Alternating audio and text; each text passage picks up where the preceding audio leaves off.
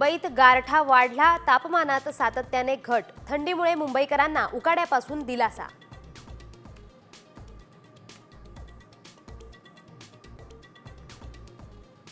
पुण्यात गुइलेन बॅरे सिंड्रोमचं थैमान. 24 संशयित रुग्ण सापडले. 9 जणांची समिती करणार आजाराचा अभ्यास.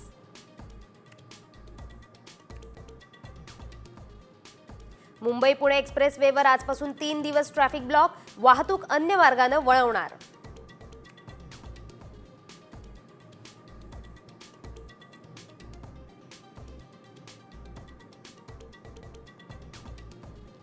लाडकी बहीणसाठी तरतूद करणार. अर्थसंकल्पामध्ये आर्थिक स्रोत वाढवण्यावर भर. अजित पवारांची माहिती.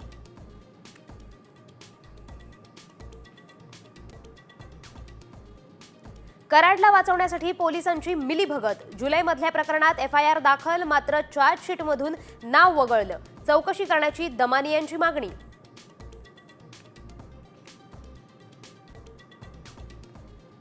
निवडणुका जाहीर झाल्यानंतरच आघाडीचा निर्णय. महाविकास आघाडीच्या बैठकीत चर्चा. सूत्रांची माहिती.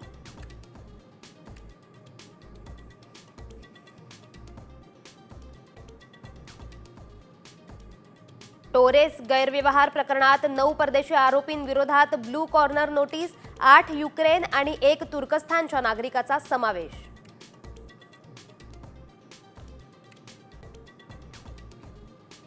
मुंबईत पुष्पाचा गेम फसला. लाल चंदनाची रेल्वेतून तस्करी. मुंबई सेंट्रल स्टेशनवर 93 किलो लाल चंदन जप्त.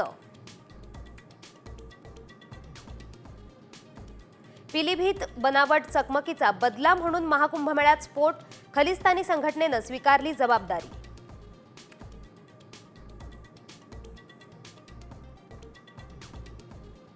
अध्यक्षपदाची सूत्र हाती घेताच डोनाल्ड ट्रम्प यांच्याकडून बेकायदा स्थलांतरितांवर कारवाईची तयारी. अहवालातून 18,000 भारतीय अमेरिकेतून भारतात परत पाठवणार.